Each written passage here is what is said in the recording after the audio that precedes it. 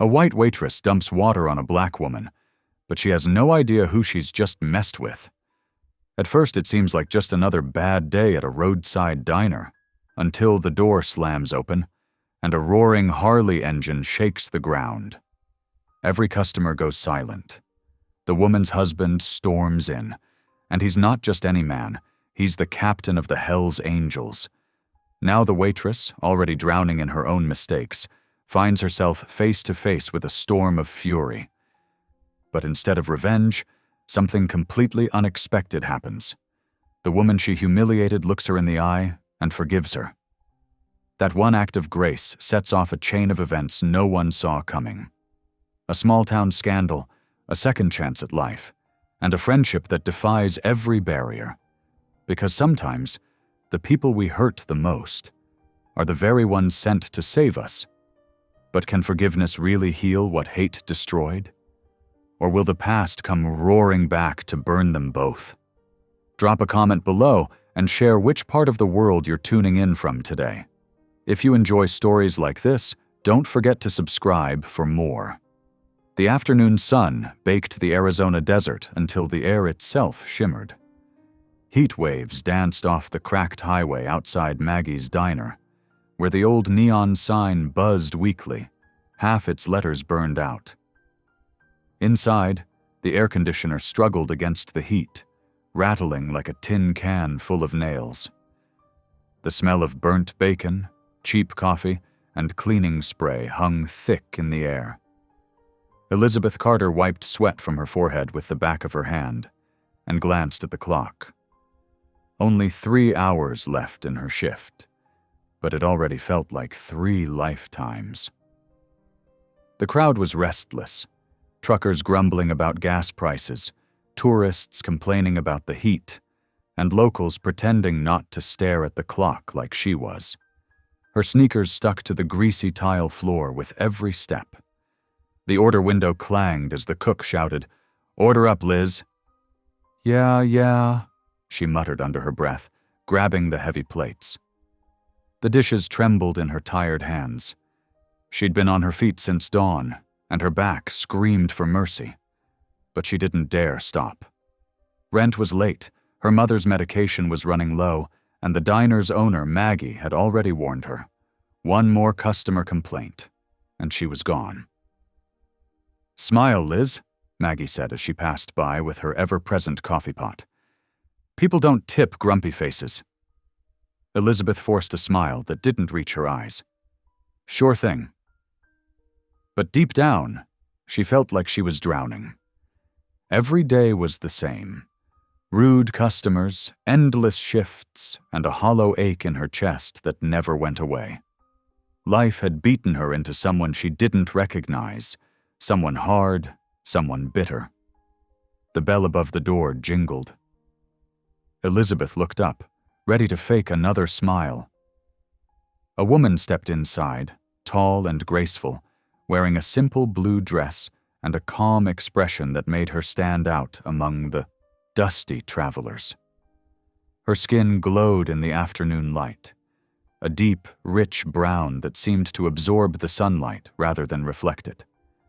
Her eyes were kind, gentle even, as they scanned the diner before settling on an empty booth near the window. Elizabeth's stomach tightened. Something about the woman made her uneasy.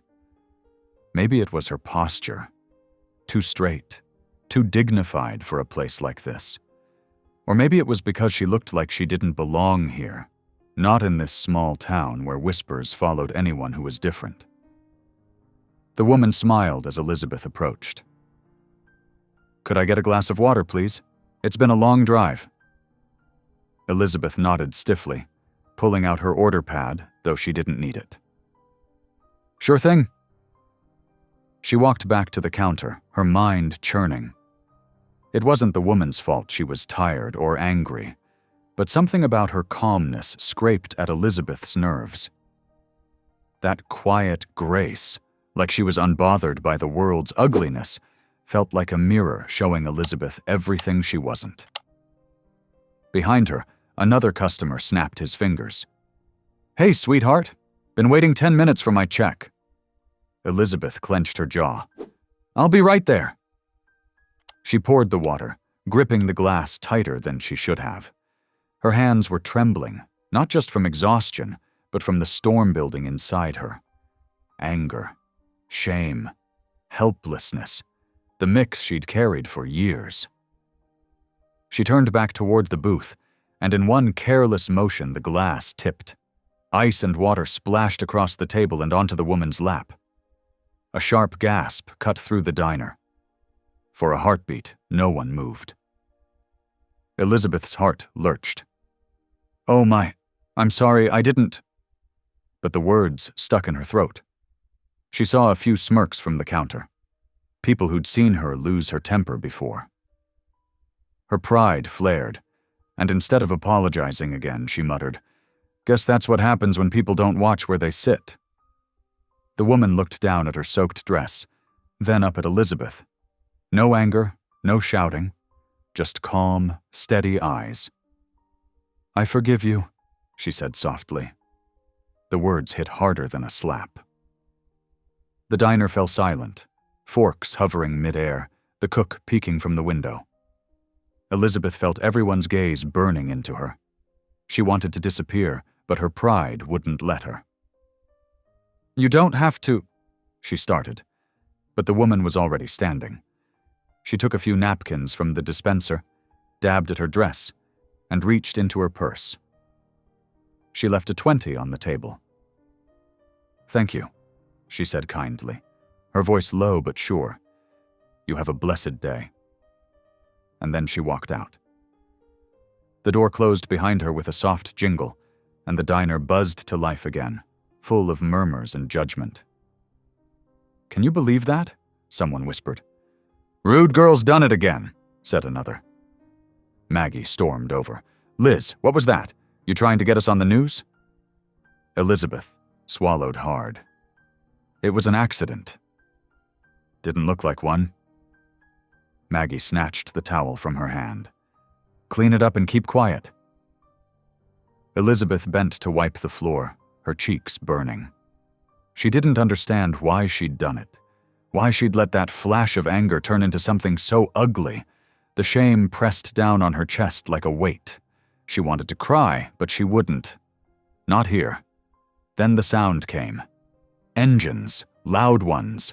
The floor began to tremble as several motorcycles pulled into the parking lot. Chrome gleamed in the sunlight. The noise grew louder until the door slammed open. A giant of a man stepped inside, leather jacket covered in patches, beard streaked with gray. Tattoos climbed his neck like dark vines. His eyes were cold fire. "Who disrespected my wife?" he boomed. The diner froze. You could hear the hum of the old refrigerator. Elizabeth's heart stopped. Wife? Her eyes darted to the window. Outside, she saw the woman, the same calm figure, standing beside the motorcycles, watching quietly. The man's fists clenched. "I said, who did it?" Maggie stammered. "Sir, there's no need for—" But he was already looking straight at Elizabeth. His gaze cut through the room like lightning. Elizabeth tried to speak, but her throat felt dry. I didn't mean—" Before she could finish, the woman entered again, placing a gentle hand on his arm. "Jack," she said softly. "Stop." He turned to her, still seething. "Heard what she did.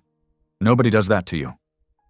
"It's done," the woman said, her calm voice carrying through the diner. "She's just broken. Not bad." The tension in the room shifted. The man's shoulders lowered slightly. His jaw still twitched, but he stepped back. The woman reached into her purse again, left a few bills on the counter, and turned to Elizabeth. "I truly forgive you," she said again, eyes warm with something Elizabeth couldn't name. "I hope one day you'll forgive yourself too." With that, they walked out. Her, graceful as ever.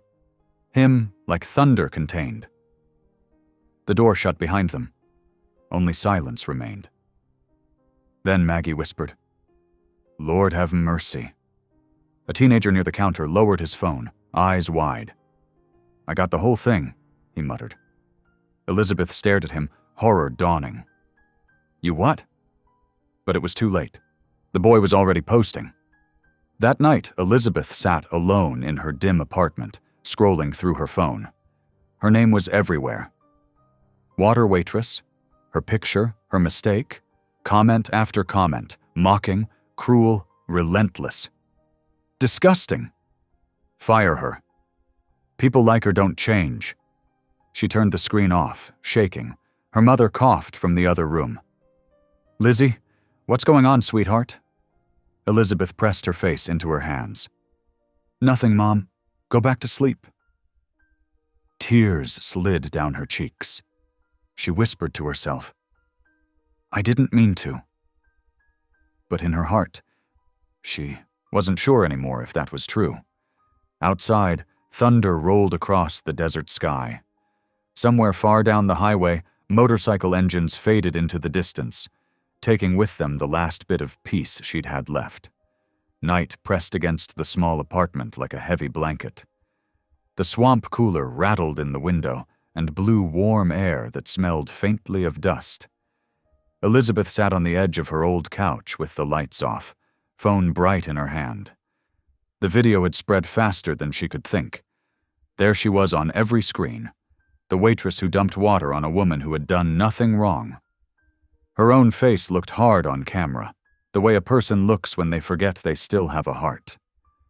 The comments rolled like hail. Some people were cruel on purpose. Some were cruel without meaning to be. A few said she should be fired. A few said worse. She stopped reading and set the phone face down on the coffee table. Her hands shook. She pressed her palms together to stop them. It did not help. From the bedroom, her mother coughed. Lizzie? The voice was thin and tired. You still up, honey? I'm here, Mom, she said, forcing her voice to stay even. Go back to sleep. It's late. Her mother's shadow moved on the far wall. You eat something? I will, Elizabeth lied. She reached for the phone again because she could not help it. Another ping, another message. The screen filled with the shaky video. Her, the glass, the spill, the woman's calm face, then the slam of the door, and the giant man like a storm walking in. Who disrespected my wife? Elizabeth covered her eyes. The words echoed in her chest as if he were here now. She swallowed and stood. She went to the tiny kitchen and opened the fridge. There was half a sandwich from her shift meal, a jar of pickles, and a carton of milk with a date that made her frown. She closed the door and drank a glass of water instead. It tasted like chlorine and rust. She washed the glass and set it carefully on the drain board, as if not making noise might quiet the world outside. Her phone buzzed again. This time it was a text from Maggie. We're letting you go. Effective now. No hello, no call, no meeting. Just 6 words that dropped like a stone into her stomach. A second text followed. Too much heat. Turn in your apron. She pressed the phone to her chest and shut her eyes. She wanted to be angry, to argue, to shout that she needed this job, that she would do better. But a deeper voice inside said, You brought this on yourself. Shame came up strong and hot, and she bit her lip to hold back tears. She went to her mother's room, stood in the doorway, and watched the slow rise and fall of her mother's chest. A small fan clicked in the corner. The curtains fluttered. Her mother's hair, once thick and bright, now lay thin across the pillow. A bottle of pills and a plastic cup sat on the nightstand, lined up like small soldiers waiting for orders. Elizabeth stood there until the tightness in her throat eased. She tucked the blanket around her mother's shoulders and whispered, I'm sorry. The night thinned by inches. When dawn finally came, it came in stripes through the blinds. Elizabeth dressed in jeans and an old tee, tied her hair back, and slid on sneakers with soles worn almost smooth. She left a note for her mother, ran to the store. Back soon. "Love, Liz," and stepped into the bright morning. The heat had not climbed yet. The air smelled like creosote and gasoline. A bus roared by and sent a gust of grit down the street. At the corner market, faces turned toward her. One old man lifted his chin like he had a question, but decided not to ask. A young couple glanced at her, looked at each other, and hurried past.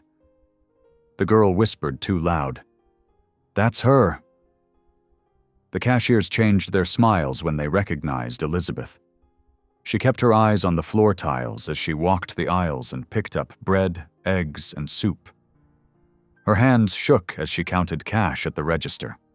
Coins fell and clinked on the worn rubber mat. She bent to pick them up, cheeks burning. On the way out, a man in a sun-faded ball cap spit near the curb. The spit landed on the pavement with a dark spot. He didn't look at her. He didn't have to. She felt the message anyway. Back in the apartment, her mother was awake, propped on pillows. "Hey, sweetheart," she said softly. "You look tired." "Didn't sleep great," Elizabeth said, setting the bag on the counter. She forced a small smile. "Want toast?" Her mother nodded. "And that peach jam if we still have it?" She peered at Elizabeth's face. "You've been crying." "Just tired," Elizabeth said again. She kept her movements slow and careful. Bread into the toaster, plate on the counter, butter knife from the drawer. The normal rhythm steadied her hands. After breakfast, she helped her mother take her pills, then sat on the edge of the bed. "What happened at work?" her mother asked. "You don't have your apron." Elizabeth took a breath. "I lost my temper yesterday, with a customer. It blew up." She tried to say it simple, plain as she could. "Someone filmed it. It's online. Maggie let me go." Her mother's eyes filled with worry, then softness. "Ah, Lizzie." She reached for Elizabeth's hand. "I'm sorry." "It was my fault," Elizabeth said, eyes locked on the rumpled blanket. "I was angry. I saw a nice, calm person and I took it out on her because I'm a coward." Her mother squeezed her fingers. "You're not a coward. You're tired and scared. That makes people do foolish things." Elizabeth wanted to argue, but she did not have the strength. She rested her head on the mattress near her mother's arm. "I don't know how to fix it." "Start with one good thing," her mother said. "A small thing, a true thing." Elizabeth nodded, though she had no idea what that small, true thing might be. The rest of the morning passed slow. She cleaned the kitchen, paid the electric bill online with a knot in her stomach, and called the clinic about her mother's refill. When she hung up, the phone buzzed again. A new video clip. She almost didn't look, but her thumb moved on its own. This clip was from the diner's exterior. It showed the motorcycles shining in the sun and the tall woman in the blue dress standing calm among the noise. A reporter's voice said, "The woman is married to the captain of a local motorcycle crew. Witnesses say she diffused the conflict by telling her husband, 'She's not evil, she's broken.'" Elizabeth closed her eyes. The words slid under her skin and sat there, warm and steady. She had expected anger, or a demand, or a warning. She had not expected mercy. She watched the clip again, then a third time. Each time the woman's face remained the same, tired, kind, steady as a rock in a river. A knock shook the door. Elizabeth startled. She wiped her hands on a dish towel and walked to the peephole. The hallway light was out again, but she could see a shape. Not a reporter, not a neighbor. A woman. Elizabeth's heart banged once, hard. She opened the door a crack. It was her, the woman from the diner.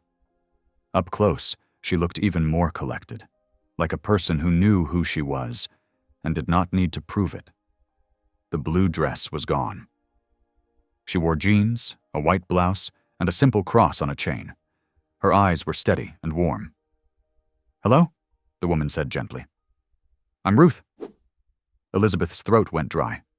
She stepped back and opened the door wider. I'm Elizabeth. I know, Ruth said with a small smile. She lifted a paper bag. I brought soup, chicken noodle, and some bread. If this is a bad time, I can leave it here. Elizabeth scrambled for words. No, please, come in. She glanced toward the bedroom. My mom's resting? Ruth stepped inside and took in the small living room, the sagging couch, the pile of bills on the coffee table. She did not stare. She did not judge.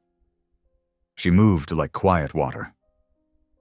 In the kitchen, she set the bag down and began to unpack a container of soup, a jar of applesauce, 2 oranges, and a loaf of fresh bread wrapped in paper. You didn't have to do this, Elizabeth said, shame swarming her chest. I'm the last person who deserves your help. Ruth looked at her with calm certainty. Help isn't given only to people who deserve it. It's given because we're human. Elizabeth swallowed hard. I'm sorry, she said, the words rushing like water over a broken dam. I'm so sorry for what I did. I don't know what happened to me. I was angry and tired and… I forgive you, Ruth said, same as she had in the diner. The words settled the air like dust after a storm. I forgave you yesterday, and I forgive you today. Elizabeth bit her lip until it hurt. Your husband, Jack's bark is louder than his bite now, Ruth said. A ghost of humor touched her eyes. There was a time when that was not true, but he's working on it. We both are. Elizabeth nodded, though she could not imagine the size of the change it must have taken to tame a storm like that. Why did you come? She asked. You don't owe me anything. Maybe I do, Ruth said softly. Because someone once changed my life when I least deserved it. She glanced toward the closed bedroom door. Is your mother all right? Some days are better, Elizabeth said. Today's okay. She reached for a dish and found her hand steady for the first time all day. You want to sit? They sat at the tiny table. The chairs creaked. Ruth poured soup into bowls and tore pieces of bread. Steam rose and smelled like safety. Elizabeth's hunger surprised her, a deep ache she had ignored. They ate without many words at first. The quiet was not heavy. It felt honest. When the bowls were empty, Ruth folded her hands and looked at Elizabeth with a soft, direct gaze. I run a kitchen, she said. We serve breakfast and dinner to folks who need it. Veterans, families between jobs, people coming back from hard places. It's called Second Chance Kitchen. Elizabeth nodded, unsure where this was going. I could use help, Ruth said. We need someone who can show up, work hard, and be kind even when folks aren't. It's not fancy, it's not easy, but it's good work. Elizabeth blinked. You're offering me a job? Her voice came out small, like a child's. After what I did to you? Ruth's mouth curved. Especially after. I think you're at a crossroads. I won't force you down a path, but I can point to one that has a light on it. Elizabeth stared at the clean spoon between her fingers. The idea felt unreal, a door opening in a wall she thought was solid. Then fear rushed in behind it. She imagined the faces at the market. She imagined whispers at the kitchen door. That's her. She imagined failing again in front of everyone and doing more harm than good. What if I'm not the person you think I am? She asked. What if I mess everything up? Ruth nodded like she expected the question. Then we will clean it up together. That's what kitchens are for. Mess and then clean, and then feed people. A slow, shaky laugh escaped Elizabeth. It surprised her. It made her want to cry again, but in a softer way. She wiped the corner of her eye with her knuckle. I don't even know if I'm good at anything besides carrying plates. You carried a lot more than plates yesterday, Ruth said, voice gentle. You carried shame. You carried fear. You carried a weight that's been on your back for a long time. You're still here. That's strength. Elizabeth thought of her mother asleep in the next room, of rent due, of the empty slot where her job used to be. She thought of the storm of engines and the steady hand on a man's arm. She thought of the word forgive and how it landed, not as a verdict, but as a gift that asked to be opened. She took a slow breath. If I say yes, she asked, when do I start? Ruth's smile warmed the room. Tomorrow morning, 6:30, we start early. Coffee at 6. If you want, I can pick you up the first day. Elizabeth nodded too fast, then steadied herself. I can get there. Where is it? Ruth wrote the address on the back of a grocery receipt and slid it across the table. Old church basement on Willow Street. You'll see the truck out back. We keep the door propped with a brick that says, "Welcome" on it. They both stood. At the door, Ruth paused and looked at Elizabeth as if measuring something that could not be weighed. One more thing. There will be people who want to hold you in yesterday. Let them stay there. You come with me into tomorrow. Elizabeth's throat tightened again. Okay. Ruth gave a small nod and stepped into the hallway. Her footsteps faded. The apartment was quiet except for the hum of the fridge and the soft tick of the kitchen clock. Elizabeth leaned against the door and let out a long breath she felt she had held since the glass tipped in her hand. She went to her mother's room and found her awake, eyes bright. Who was that? Her mother asked. Her name is Ruth, Elizabeth said, sitting on the edge of the bed. She's the woman from the diner. Her mother blinked. Oh. She brought soup, Elizabeth said, and she offered me a job. A smile touched the corners of her mother's mouth. There it is, she whispered, the small, true thing. Elizabeth laughed, surprised again, and kissed her mother's forehead.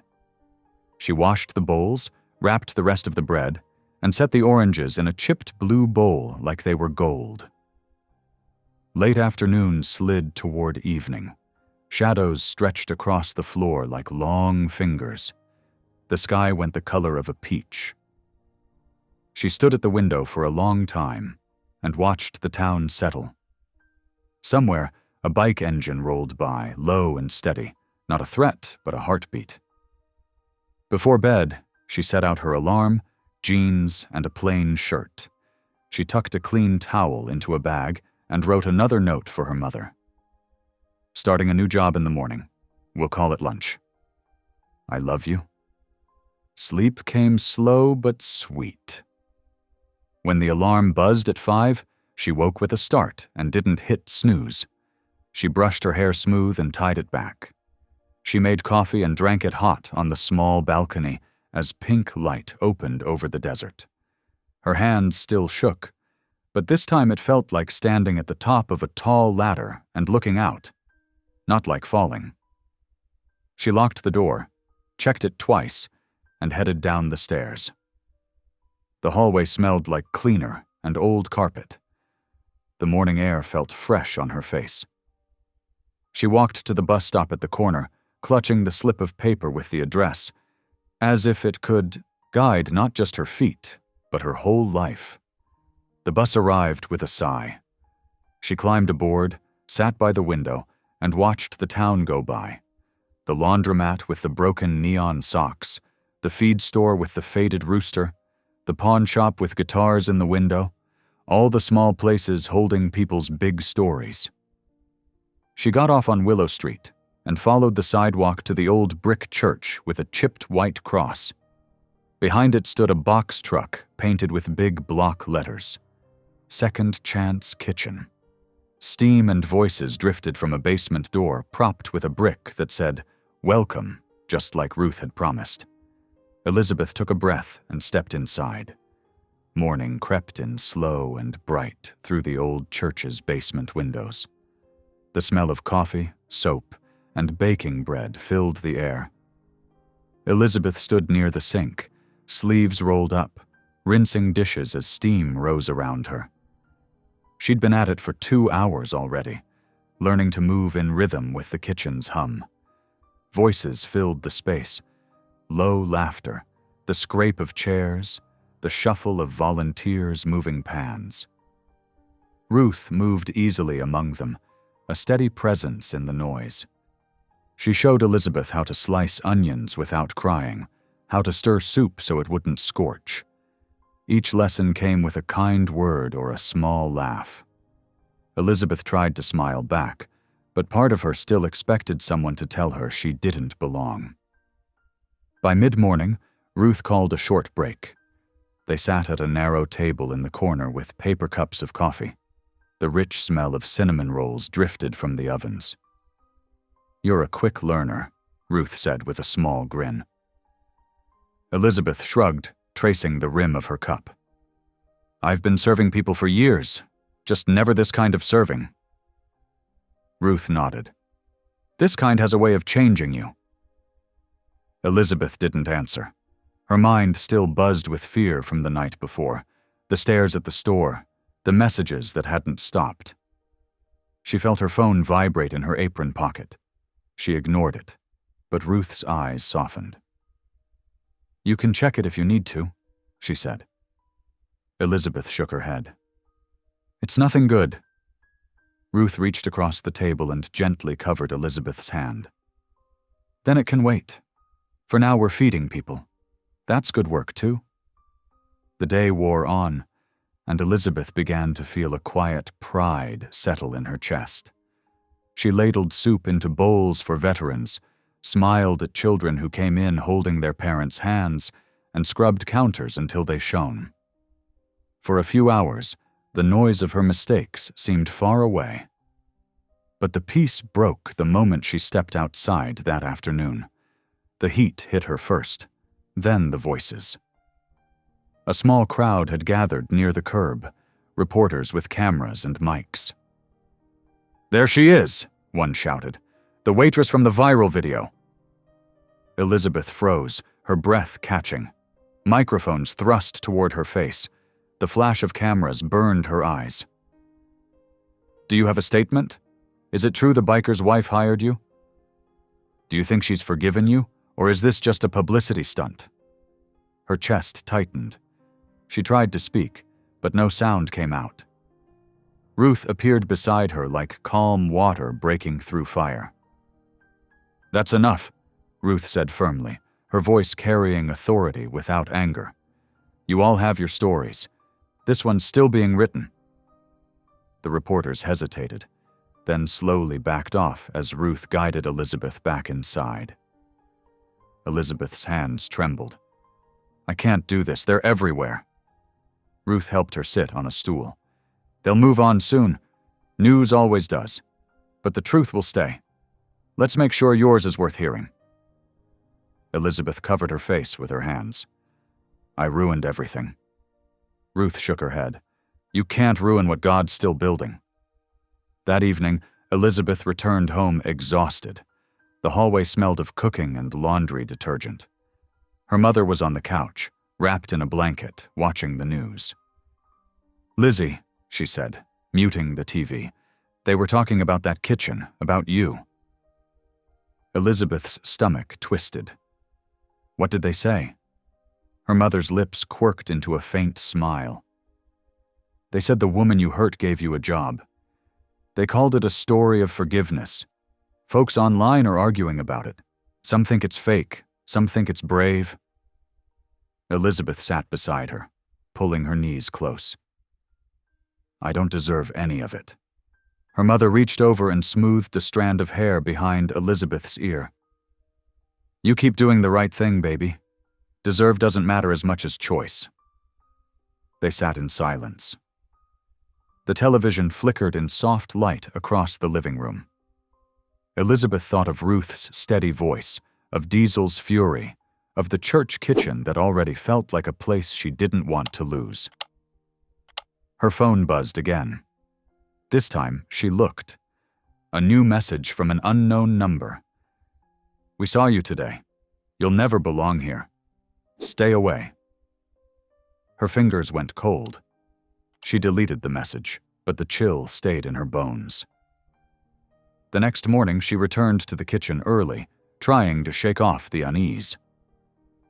Ruth greeted her with a smile and a cup of coffee. "Rough night?" Elizabeth nodded. "People won't let it go?" "Then we outlast them," Ruth said simply. They worked side by side through the morning rush. When the line of guests slowed, Ruth stepped back to check the supply closet. Elizabeth stayed behind to wipe tables. She didn't notice the man at first, a tall figure at the doorway, dark glasses, leather jacket gleaming. Her heart skipped. Diesel. He looked bigger indoors, all quiet power and coiled energy. The tattoos on his hands moved as he flexed his fingers. Ruth came out of the closet, smiling when she saw him. "Jack, I thought you weren't coming till tomorrow." "Couldn't wait," he said, his deep voice filling the room. His gaze moved to Elizabeth, sharp, but not unkind. "So, this the waitress?" Elizabeth froze, unsure what to say. Ruth nodded. "This is Elizabeth. Elizabeth, this is my husband, Jack."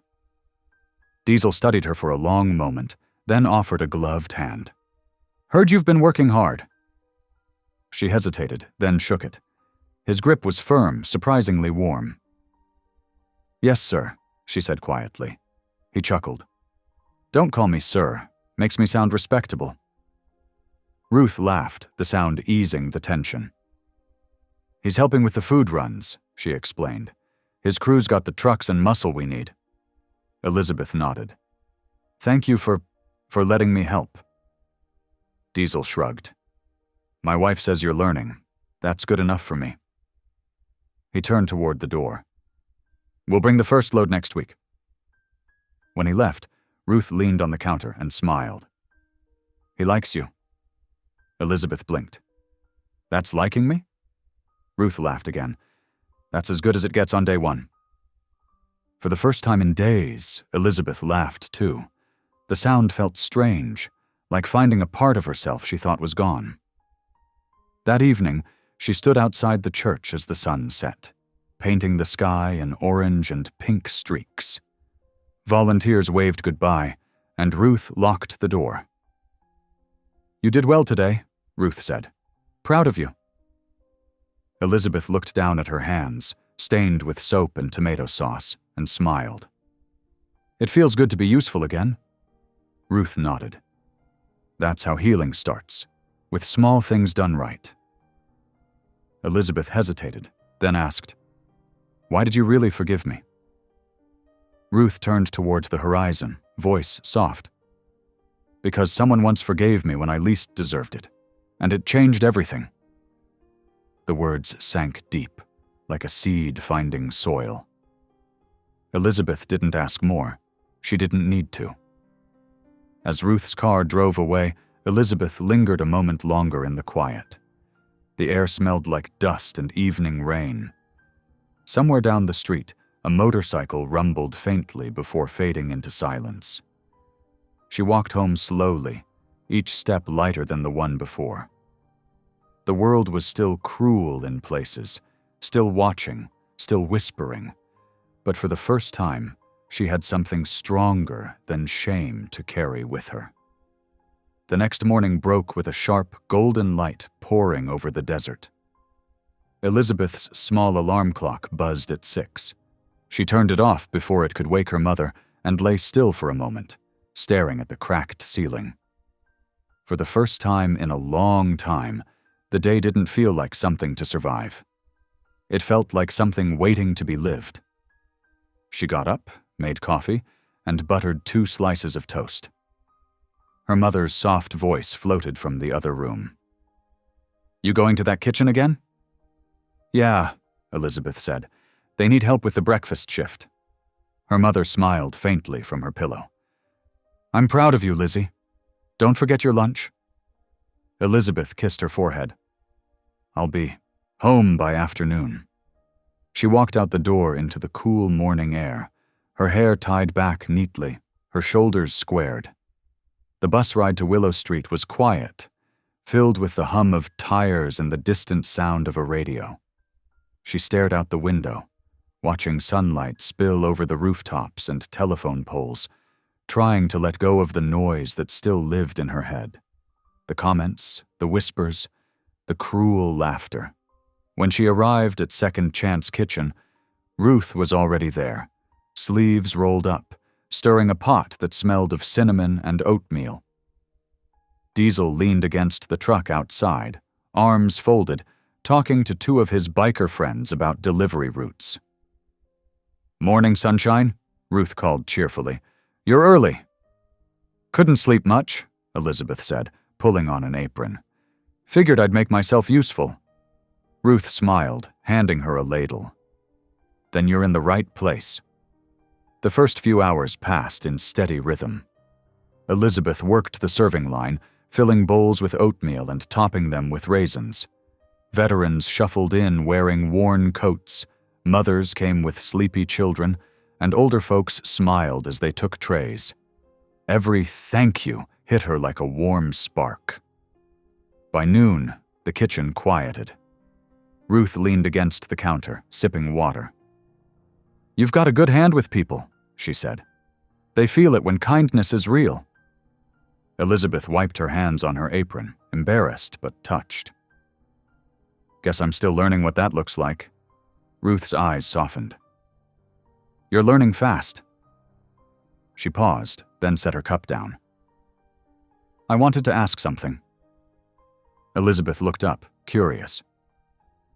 "There's a food drive this weekend," Ruth said. "We're short on people who can handle donations and sorting. You'd be perfect for it. It's a little chaotic, but it's good work." Elizabeth hesitated. "You really trust me with that?" "I do," Ruth said simply. "Besides, I like the way you calm folks down. You've seen judgment. You know how to look past it." The words sank deep, and Elizabeth nodded slowly. "I'll do it." Ruth's smile widened. "Good. We start early Saturday. Wear something comfortable, and bring your heart." That afternoon, after cleanup, Ruth invited Elizabeth to ride with her on an errand run. The truck smelled of flour and leather seats. As they drove through the quiet streets, Ruth turned the radio down. "I want you to know something," she said. "Forgiveness doesn't mean pretending it didn't hurt. It means refusing to let the hurt be the whole story." Elizabeth stared out the window at the passing desert. "How do you do it? You make it sound easy." Ruth chuckled. "It's not easy. I used to fight every insult with anger, but anger burns the one who holds it first." Elizabeth thought of the diner, of the moment the glass slipped and her pride rose like fire. "I think I've been burning for years," she said, quietly. "Then this is your chance to cool down," Ruth replied, voice soft as a prayer. "To rebuild from ashes." They rode the rest of the way in silence, but it was a good silence, steady, and full of something that felt like peace. When they returned to the kitchen, Diesel was outside unloading boxes. The sun glinted off his rings as he carried bags of flour and sugar with ease. He looked up at Elizabeth. "You holding up?" She nodded. "Trying to." "Good, that's what counts," Diesel said. His tone was gruff, but not unkind. "My wife says you're joining the food drive. Don't let her down." Elizabeth smiled nervously. "I'll do my best." Diesel grinned, a flash of warmth in his rugged face. "That's all anyone can do." Inside, Ruth called after him, "Stop pretending you're scary." He laughed, a deep, rumbling sound, and Elizabeth found herself laughing too. The fear she once felt around him started to melt. Later that evening, Elizabeth walked home under a sky streaked with orange and violet. The town felt quieter somehow, or maybe she just wasn't listening for the noise anymore. When she reached her building, she checked the mailbox. Bills, flyers, and one small envelope with no return address. Inside was a folded note on lined paper. "You can't hide behind that kitchen forever. People don't forget." Her stomach turned. She looked around, half expecting someone to be watching, but the street was empty. She tucked the note into her pocket and hurried upstairs. Her mother was awake, knitting by the lamp. "Long day?" she asked gently. "Good one," Elizabeth said, forcing a smile. She didn't mention the note. She didn't want to worry her. Instead, she told her about the kitchen, the laughter, the kindness, the way Ruth ran things like a symphony.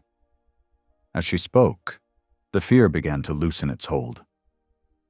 Saturday arrived sooner than she expected. The sun was already bright when Ruth's truck pulled up outside Elizabeth's building. "Ready?" Ruth called through the window. Elizabeth climbed in, her heart thumping with excitement and nerves. They spent the morning unloading crates of canned food, greeting volunteers, and organizing donation bins. The church parking lot buzzed with energy, kids running with boxes, diesel barking orders, and laughter echoing between car doors. At one point, Elizabeth paused to hand a bag of groceries to an elderly woman who whispered, "Bless you, child." Elizabeth smiled, blinking back sudden tears. For the first time in years, she felt seen for something good. By afternoon, the tables were full. Rows of canned goods, bread loaves, and baskets of fruit. Ruth stood beside her, hands on hips, pride shining in her eyes. "You did it," she said. "You really did it." Elizabeth shook her head. "We did it." Ruth laughed softly. "That's even better." When the last box was loaded and the crowd began to thin, Diesel drove off to make deliveries, with his crew. Ruth and Elizabeth sat on the church steps, watching the dust swirl in the golden light. "I used to think one mistake could ruin everything," Elizabeth said quietly. "Now I think maybe one good choice can start to fix it." Ruth nodded. "That's the truth most people never learn." They sat in comfortable silence until the sun dipped low. Elizabeth stood, stretching her sore arms. "Thank you," she said. "For not giving up on me?" Ruth smiled, her eyes warm. "Honey, I wasn't saving you. You were saving yourself. I just handed you a ladle." Elizabeth laughed through the lump in her throat. "Guess I'll keep holding it." "Do," Ruth said. "There's a lot more to serve." That night, Elizabeth walked home with aching muscles and a full heart. The streetlights flickered to life, and the hum of distant engines rolled through the warm air. As she unlocked her apartment door, she thought of Ruth's words, of Diesel's rough kindness, of the small miracles that come from showing up. Inside, her mother slept peacefully. Elizabeth hung her apron on the chair and sat at the table, staring at her hands. They were red and raw from scrubbing, but they were the hands of someone new. She whispered into the quiet, "Maybe I can do this." For the first time in a long while, she believed it. The next morning dawned warm and gold, sunlight slipping through the blinds in thin stripes. Elizabeth woke before her alarm, heart already steady with purpose. For once, the dread that usually came with a new day didn't appear. Instead, she felt something light, like hope quietly taking root. Her mother stirred in the other room as she packed a small lunch and a thermos of coffee. "Off again?" the older woman murmured. "Yeah," Elizabeth said softly, pulling on her cleanest jeans. "We're starting breakfast early today. Ruth said we've got a crowd coming." Her mother smiled, eyes still half closed. "I can hear it in your voice, Lizzie. You sound alive again." Elizabeth kissed her forehead. "See you by lunch." By 6:30, the old church basement hummed like a beehive. The clatter of pots and pans filled the air.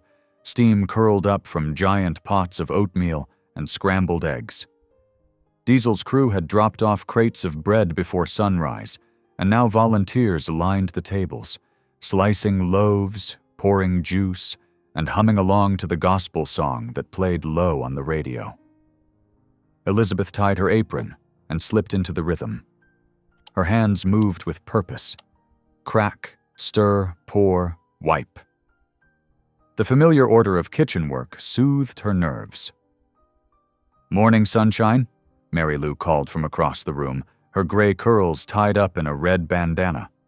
"Look at you, moving like you were born with a spatula in your hand." Elizabeth laughed. "Good morning, Mary Lou." Mary Lou winked. "Keep that smile, baby. It makes the eggs taste better." Ruth entered just then, carrying a clipboard and that calm authority that always seemed to quiet a room without her saying a word. "All right, everyone," she said. "Doors open in 10. Let's make sure folks walk out full, heart and belly both." When the first guests arrived, the room filled with chatter and clinking dishes. Elizabeth served plates of warm food to a line of weary faces. Veterans, single moms, a few construction workers in dusty boots. Some smiled shyly. Some couldn't meet her eyes. But Elizabeth met each one with a steady, gentle voice. "Good morning. Here you go. You're welcome." The more she said it, the more she believed it, that she had something worth giving. Around mid-morning, Ruth stepped up beside her at the counter, wiping her hands on a towel. "You're getting the hang of it," she said. Elizabeth grinned.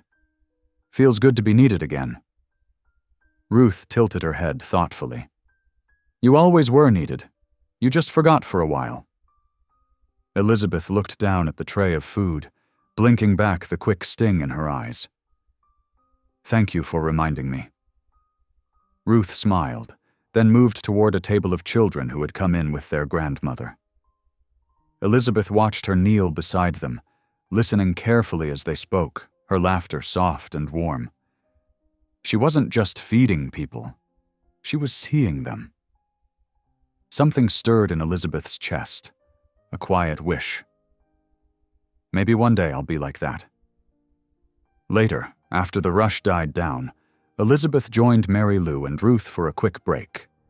They sat on overturned crates near the back door, drinking cold lemonade.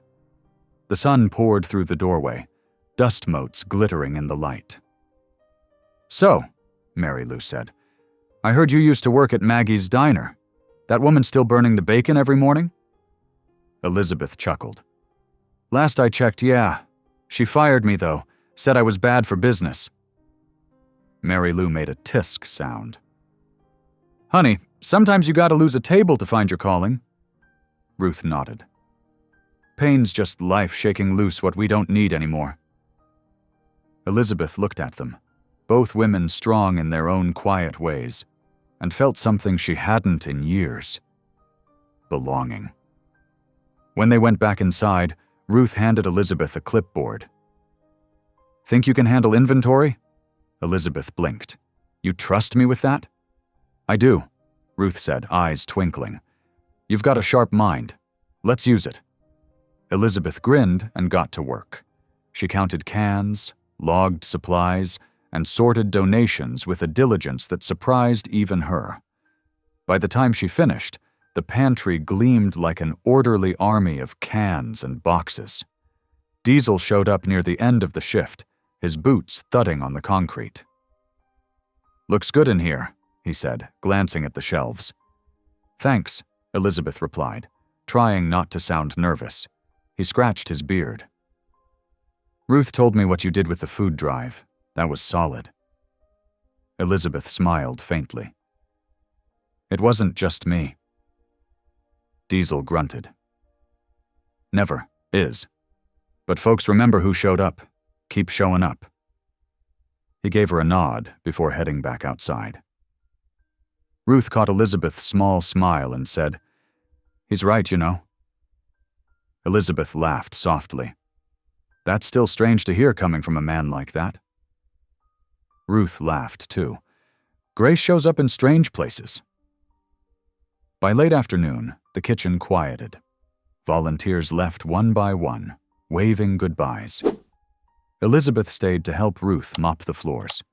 The air smelled of soap and warmth. As Ruth wrung out her mop, she said, "Tomorrow we're hosting a community dinner. You ready for your first big event?" Elizabeth blinked. "Me? I thought you'd want someone with experience running that." Ruth smiled. "I want someone with heart. That's you." Elizabeth felt a lump rise in her throat.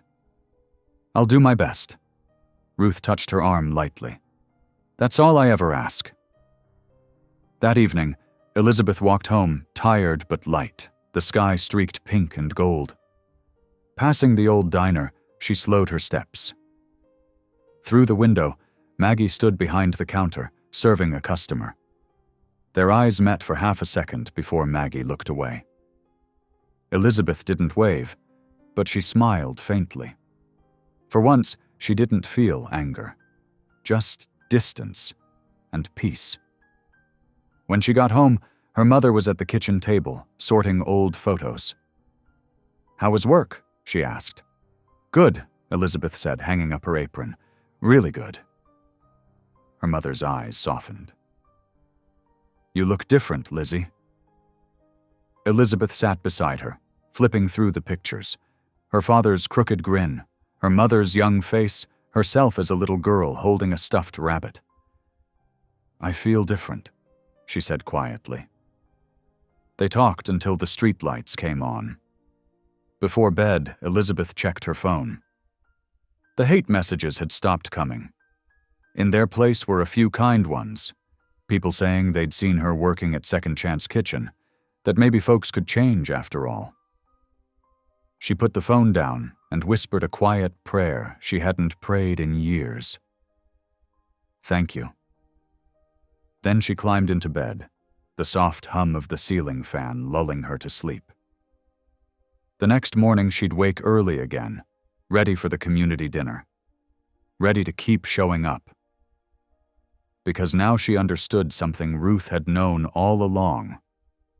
Healing didn't come all at once. It came one small kindness at a time, passed from one set of hands to another. And in that passing, something broken began to mend. The next morning began with the smell of coffee and frying butter. Elizabeth arrived at Second Chance Kitchen before sunrise. The world outside was still half asleep, just a few birds calling from rooftops, and the distant hum of an early bus. Inside, warm light glowed across the countertops, and the air already carried that comforting mix of cinnamon and soap. Ruth stood by the stove, flipping pancakes on a wide griddle. "Morning, sweetheart," she said, not turning yet. "You're early." Elizabeth smiled as she tied her apron. "Couldn't stay in bed? Big day today, right?" Ruth glanced over her shoulder, her smile soft. "Community dinner. We'll feed half the town if all goes well." Elizabeth grabbed a stack of plates from the shelf. "Half the town," she echoed with a laugh. "Feels like half already showed up last night. Then we'll feed the other half tonight." The two women worked in easy rhythm, Ruth stirring, Elizabeth plating, Mary Lou humming gospel tunes as she filled pitchers with orange juice. The kitchen felt alive, like a heart beating steady and strong. For Elizabeth, each morning there now felt less like work and more like a prayer, one she could say with her hands. By mid-morning, they took a short break at the small table in the corner. Sunlight filtered through the windows in dusty beams. Ruth poured them both coffee and added a splash of cream to hers. "Elizabeth," she said quietly, "I wanted to ask you something." Elizabeth looked up. "Sure." "You've been carrying something heavy since you walked in that first day. You don't have to tell me what it is, but I want you to know this is a safe place. We don't just feed bellies here. We feed souls too." The words hung gently between them. Elizabeth wrapped her hands around the coffee cup, feeling its warmth spread into her fingers. "I don't even know where to start," she said. "There's a lot I wish I could undo." Ruth waited, patient as always. Elizabeth stared at the table. "My dad left when I was 10. He just didn't come home one night. My mom said he couldn't handle responsibility. but I always thought maybe he couldn't handle me." Her throat tightened. "After that, I started pushing people away first, so they couldn't leave. I got good at it, even proud of it." Ruth's expression softened, full of that quiet understanding that made people feel safe. "And it protected you," she said, "until it started hurting you." Elizabeth nodded, blinking back tears. "Yeah. Then that day in the diner, I guess everything I'd been carrying just came out. Wrong time, wrong person. And I saw your face right after. It wasn't anger. It was grace. I didn't know what to do with that." Ruth reached across the table, gently covering Elizabeth's trembling hand. "You didn't know what to do with love. Most of us don't. The first time it shows up honest." Elizabeth laughed through a sniffle. "You always sound like a preacher." Ruth smiled. "My sermons come with pancakes." They both laughed then. Real laughter that eased the heaviness in the room. When the laughter faded, Ruth said softly, "Thank you for trusting me with that. You're not that angry girl anymore." Elizabeth took a shaky breath. "I'm trying not to be." "And you're doing just fine," Ruth said. That afternoon, Diesel arrived with his crew to help set up for the community dinner. Their bikes lined the church parking lot like shining beasts. The sound of their engines turned heads, but instead of fear, this time people smiled. They carried boxes of vegetables, folding tables, and long strands of lights for the evening. Diesel set down a crate near the door. "We brought extra coffee and a generator," he said. "Last time this town had a potluck, the lights cut out halfway through." "Not tonight," Ruth said, patting his arm affectionately. He grinned. "No, ma'am." Then he turned to Elizabeth. "You running the line tonight?" "I think so," Elizabeth said, tucking a strand of hair behind her ear. "Good. Keep folks in order. Don't let 'em push around the dessert table too early.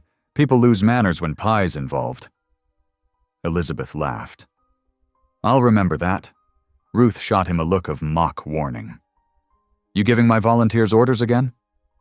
Diesel chuckled, raising his hands in surrender.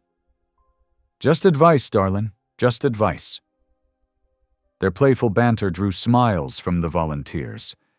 The kitchen, once a place of quiet work, now buzzed with laughter and purpose. As the evening sun dipped low, lanterns flickered to life outside. Long tables covered in checkered cloth stretched across the parking lot.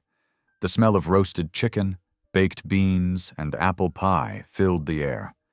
Families arrived carrying their own dishes to share. Laughter and music floated on the breeze. Elizabeth moved among the guests, refilling cups, carrying trays, checking that everyone had enough. Each thank you, each nod of gratitude filled her chest with warmth. Midway through the dinner, Ruth called everyone's attention and stepped up to the small stage they'd built from wooden pallets. "This meal," she said, voice steady and bright, "is about second chances. About what happens when we feed more than just hunger. Tonight, look around. Every table here, every plate and every hand is proof that kindness can turn strangers into family." The crowd clapped, and Ruth gestured for Elizabeth to join her. Elizabeth froze for a second, startled. Ruth smiled encouragingly. Diesel whistled from the back, and Mary Lou called, "Go on, honey." Elizabeth stepped forward, heart pounding. The microphone felt heavy in her hand. She began, then took a deep breath. "A few weeks ago, I thought I didn't deserve forgiveness. I'd made a mistake that felt too big to fix. But someone looked at me and saw something else. She didn't see what I did. She saw who I could still be." Ruth watched her proudly. Diesel folded his arms, nodding. Elizabeth smiled shyly. "So if you're sitting here tonight thinking you've messed up too much, or it's too late, you're wrong. Sometimes, mercy comes dressed as a job offer and a mop." Laughter rippled through the crowd. light and warm. Ruth laughed too, dabbing her eyes with a napkin. When the applause rose, Elizabeth felt tears slip down her cheeks. But this time, they weren't from shame. They were from relief. The night wound down with soft music and the sound of children's laughter. Diesel and his crew packed up tables while Ruth and Elizabeth handed out leftovers to folks who wanted to take food home. The moon rose over the church, silver and full. When the last car drove away, Ruth leaned against the wall, sighing contentedly. "You did good tonight." Elizabeth smiled, tired but glowing. "Feels like I can breathe again." Ruth nodded. "That's forgiveness. It's oxygen for the soul." They walked together toward the parking lot where Diesel waited, his bike gleaming in the moonlight. Before he mounted it, he looked at Elizabeth. "You spoke real good up there," he said. "Thanks," she said. "You keep that up, you'll have this town eating out of your hand." She chuckled. "They already were." He grinned and rode off, the sound of his bike fading into the night. As Elizabeth and Ruth stood watching the lights dim, Ruth placed a gentle hand on her shoulder. "You've come a long way, Liz." Elizabeth looked toward the horizon where the desert met the stars. "And I'm not done yet." Ruth smiled. "None of us are." They lingered in the quiet a moment longer before locking up and heading home. The road stretched ahead, and for the first time in years, Elizabeth didn't fear what came next. She just felt ready to keep walking. Morning sunlight poured through the church windows, soft and golden. Elizabeth hummed as she arranged fresh loaves of bread on the counter. The air smelled like hope and cinnamon. Ruth entered with 2 mugs of coffee and handed one to her. "You've changed this place," Ruth said warmly. Elizabeth smiled shyly. "I think this place changed me." Outside, Diesel's bike rumbled as he and his crew loaded boxes of food for delivery. He gave Elizabeth a nod, respectful, proud. When the door closed behind them, Ruth and Elizabeth shared a quiet moment, listening to laughter from the dining hall. For the first time, Elizabeth didn't feel like a stranger in her own skin. The bitterness had lifted, replaced by something gentle and alive. She whispered to herself, almost afraid to believe it. "Maybe I'm finally home." Ruth smiled. "You are." The next evening brought rain. Soft at first, then steady, soaking the streets and turning the dust to mud. Elizabeth stayed late, helping Ruth lock up. The air smelled of wet asphalt and coffee. She felt tired but peaceful, humming quietly as she stacked chairs. Then the sound of shattering glass broke the calm. Both women froze. Ruth rushed to the front door. A brick lay on the floor surrounded by shards. Spray painted across the wall in red letters that dripped like blood were the words, "Go back where you belong." Elizabeth's stomach twisted. Ruth's eyes glistened, not with fear, but deep sadness. Diesel arrived minutes later, drenched. Fists clenched tight. "Who did this?" he growled. "Tell me, and I'll make sure they never—" Ruth stepped between him and the broken window. "No," she said firmly. "We don't fight hate with hate." Elizabeth felt tears rise. "It's my fault," she whispered. "They're after me." Ruth turned to her, voice steady. "No, child. They're after love, and love's what we'll give them anyway." Diesel knelt, gathering the glass with rough hands. "You've got too much grace, woman," he muttered, though a soft light flickered in his eyes. Ruth smiled faintly. "It's the only thing that works." Outside, thunder rolled. Inside, the 3 of them stood close amid the rain and ruin. 3 broken people holding the line between darkness and light. And for a fragile moment, even in the storm, hope did not move. The storm lasted through the night.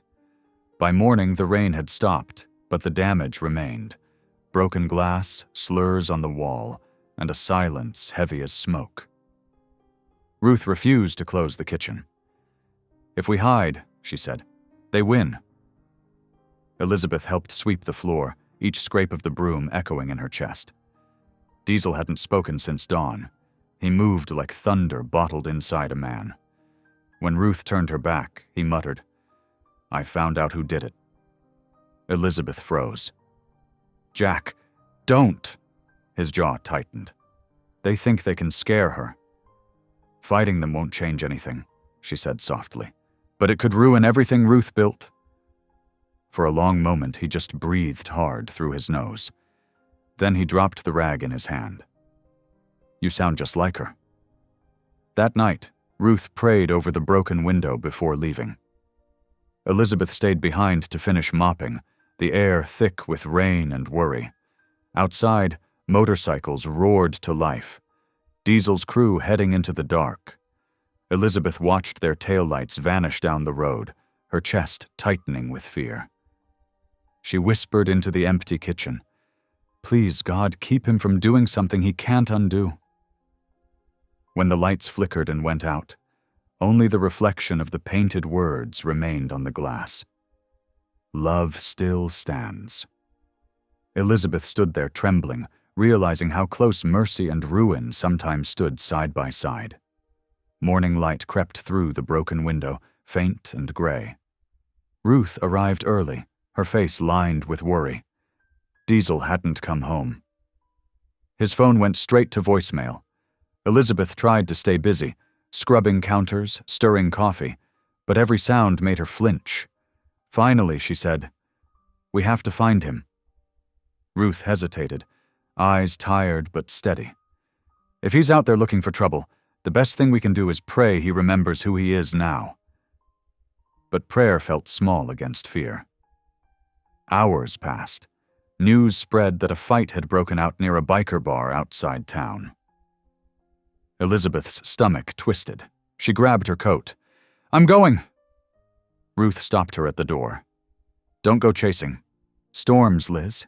You'll only drown in them." Elizabeth's voice broke. "He's out there because of me." Ruth stepped closer, resting a hand on her shoulder. "No.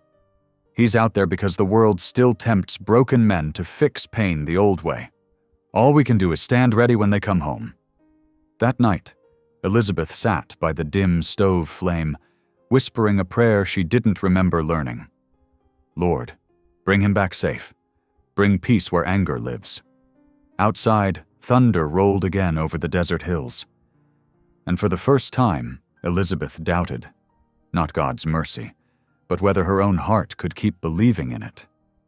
"Still," she whispered, "please," into the darkness.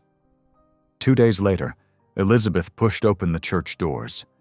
Morning light poured through stained glass, painting colors on the floor. Ruth knelt at the altar, hands clasped, whispering softly. Elizabeth's voice trembled. "I didn't know where else to go." Ruth turned, her eyes full of peace. "You came to the right place." Elizabeth fell to her knees beside her, tears spilling. "I messed everything up again. I doubted. I got scared." Ruth took her hand gently. "Fear doesn't cancel faith, sweetheart. It just shows you need grace more than ever." Diesel appeared at the back of the church, bruised but alive. Ruth rose and ran to him, relief breaking into laughter and tears.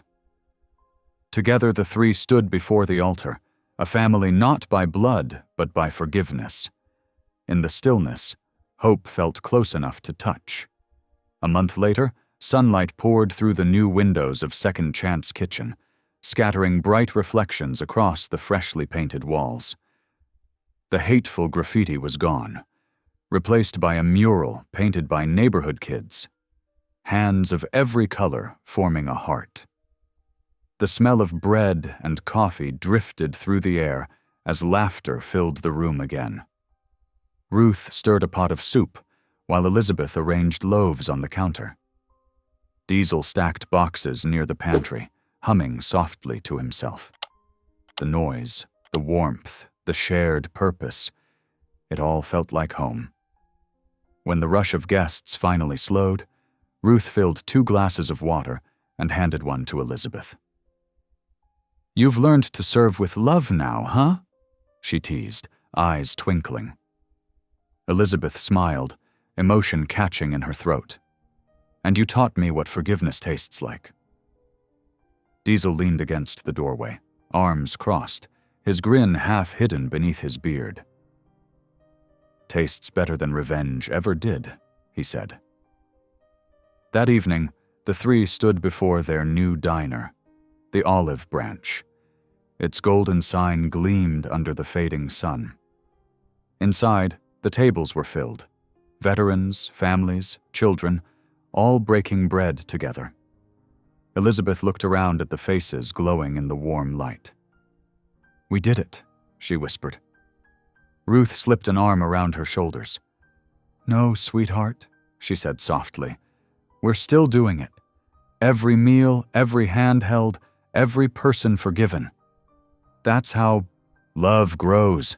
Louder, stronger, deeper." As laughter rose and the bell above the door chimed, Elizabeth smiled through grateful tears. Love had won, and it was only getting louder. Thank you for listening. Stories connect us in the most unexpected ways. If you felt that spark today, make sure you're subscribed. I share a new one daily, and the next might change your day.